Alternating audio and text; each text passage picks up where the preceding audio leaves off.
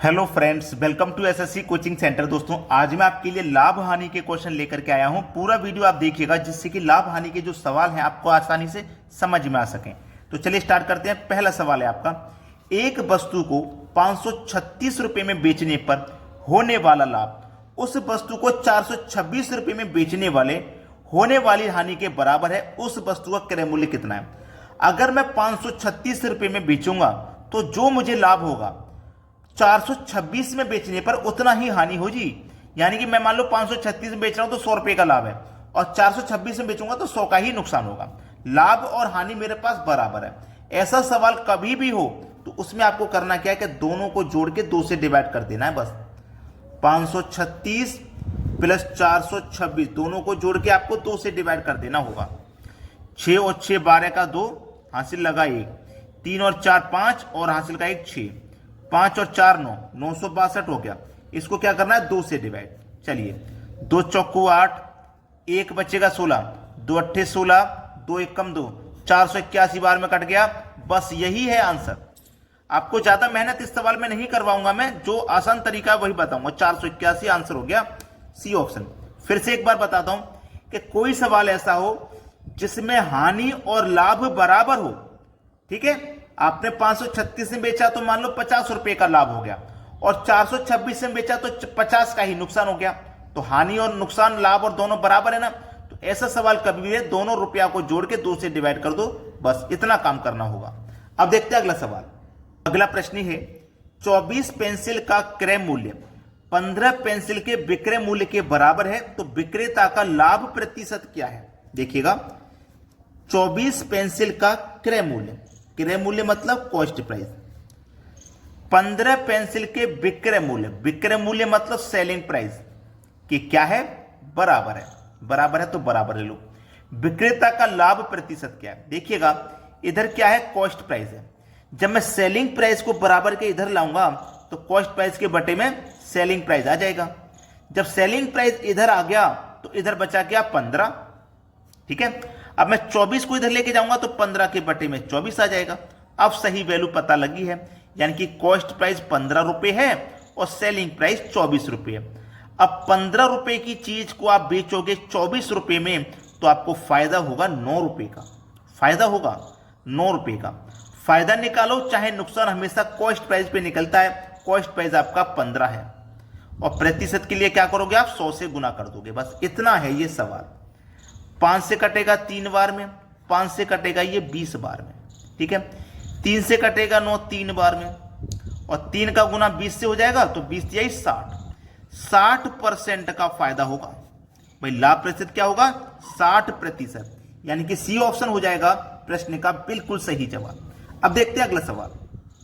अगला प्रश्न है, एक दुकानदार इस प्रकार चीनी बेचता है कि 950 ग्राम चीनी का विक्रय मूल्य 1 किलो चीनी के क्रय मूल्य के बराबर है। उसका प्रतिशत लाभ क्या है? देखिएगा, 2 तरीके से यह सवाल हो सकता है, लेकिन मैंने इससे पहले के क्वेश्चन में जो तरीका बताया उसी से करूंगा। 950 ग्राम चीनी का विक्रय मूल्य यानी कि सेलिंग प्राइस, 950 ग्राम। ठीक है, 950 ग्राम चीनी का क्या? Selling price. ठीक है, बराबर है आपकी 1 किलो चीनी के क्रय मूल्य। 1 किलो चीनी मतलब 1000 ग्राम, 1000 ग्राम। ठीक है, 1000 क्रय मूल्य मतलब कॉस्ट प्राइस के क्या है? बराबर है, तो मैंने बराबर ले लिया। अब देखो इधर क्या है? Selling price. सेलिंग प्राइस, जब मैं कॉस्ट प्राइस को बराबर के इधर लाऊंगा तो सेलिंग प्राइस के बटे में कॉस्ट प्राइस आ जाएगा। इधर क्या बचा? 1000 ग्राम। ठीक है, अब मैं 950 को इधर ले जाऊंगा तो 1000 के बटे में 950 आ जाएगा। आ गया? ठीक है, इतना तो सभी को समझ में आ गया। यहां तक किसी को कोई दिक्कत नहीं, इतना समझ में आ गया। अब क्या करना? गुने 100 कर देना, सवाल खत्म हो जाएगा। नहीं करना, 100 गुने नहीं करना। पिछले क्वेश्चन में भूल गए आपको क्या करना था। देखिएगा, सेलिंग प्राइस 1000, कॉस्ट प्राइस 950।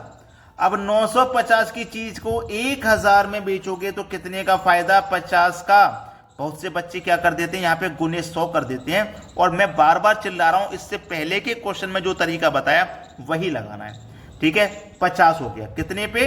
भाई कॉस्ट प्राइस पे निकलेगा, फायदा हो चाहे नुकसान। कॉस्ट प्राइस 950 दिया गया है। अब करना है 100 से गुना। अब 100 से गुना करना है। 0 से 0 कटेगा, 5 एकम 5, 5 से कट जाएगा 19 बार में, 19 से कटाऊंगा 19 पंजे 95, 5 बचेगा 5 ऊपर बटे में 19। सवाल समाप्त। ये है सही जवाब, पहला ऑप्शन। क्लियर हुआ ना सभी को? अब कोई गलती मत कर देना इसमें। चलिए अब देखते हैं अगला प्रश्न। अगला प्रश्न है, एक फल विक्रेता 20 अनार 25 रुपए में खरीदकर 25 अनार 20 रुपए में बेच देता है, विक्रेता को कितने प्रतिशत हानि होगी? देखिएगा, इसको मैं पहले भी बहुत बार बता चुका हूं, फिर से बताऊंगा क्योंकि बहुत अच्छा सवाल है। रुपए वस्तु, रुपए वस्तु, ऐसे लिख लेना है। पहले रुपए फिर वस्तु फिर रुपए फिर वस्तु लिख लेना है। रुपए के नीचे रुपए लिखना है। कितने रुपए हैं? 25। वस्तु कितनी है? 20। फिर बाद में रुपए कितने हैं? बाद में रुपए हैं 20 और वस्तु बाद में कितनी है? 25। ठीक है, ये लिख लिया ना सही से। अब आपको सबसे पहले अंदर वाली संख्याओं का गुना करना है। इनका 20 का गुना 20 से करेंगे आप तो कितना हो जाएगा भैया? 400। अब माइनस कर देना है बाहर वाली संख्याओं का गुना। पहले भीतर वाली संख्याओं का गुना करके लिखना, माइनस करना है बाहर वाली संख्याओं का गुना। तो 25 25 का गुना 625 बटे में लिखना है बाहर वाली संख्याओं का गुना जो कि 625 है। ठीक है, बस हो गया सवाल। अब कुछ नहीं करना, गुने 100 कर देना, बस हो गया। 400 प्लस का माइनस का 625, तो 625 में से 400 जाएगा तो 225 बचेगा माइनस का। माइनस में आने का मतलब है कि नुकसान होगा, हानि होगा।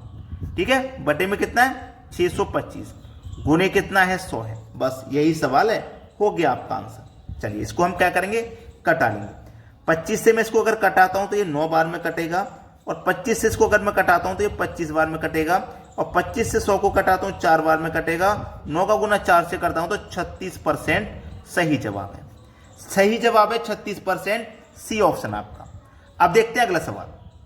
अगला प्रश्न है, एक फल विक्रेता को 175 सेब बेचने पर 50 सेबों के विक्रय मूल्य के बराबर लाभ होता है, दुकानदार का लाभ प्रतिशत पूछा है क्या है।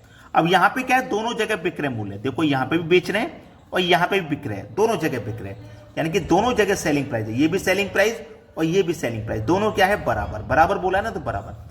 यहां पे कितना है? 175 सेब बराबर, यहां पे कितना है? 50 सेब। ध्यान रखना मैं जो बता रहा हूं, 175 सेब बेचने पर 50 सेब के विक्रय मूल्य के बराबर लाभ है, यही तो बोला है, बराबर लाभ है। तो 175 में से 50 घटा देंगे तो 175 था टोटल, इसमें से हम 50 घटा देंगे तो हमारे पास बचेगा 125। ठीक है, ये हमारे पास सेलिंग प्राइस हो गया और ये हमारे पास अब कॉस्ट प्राइस हो गया। यानी कि हमारे पास 125 सेब थे, 50 का उस पर फायदा था तो 175 टोटल हो गए, यानी कि सेलिंग प्राइस हम 175 कर रहे थे। तो हमारे पास कितने का फायदा है? 50 का। फायदा हो चाहे नुकसान, हमेशा कॉस्ट प्राइस पे निकलता है। कॉस्ट प्राइस आपका 125 है और प्रतिशत के लिए आप क्या करोगे? 100 से गुना। 25 से कटाएंगे 2 बार में और 25 से इसको कटाएंगे तो 5 बार में और 5 से इसको कटाएंगे तो ये 20 बार में कटेगा और 20 का गुना 2 से कर देंगे तो ये 40% हो जाएगा। बस हो गया सवाल का सही जवाब। ये है आपका आंसर 40%, जो कि सी ऑप्शन में दिया गया। अगर आपने अभी तक लाइक नहीं किया वीडियो को तो लाइक कर दीजिए और यदि शेयर नहीं किया है तो भैया शेयर कर दीजिए। ठीक है दोस्तों, धन्यवाद।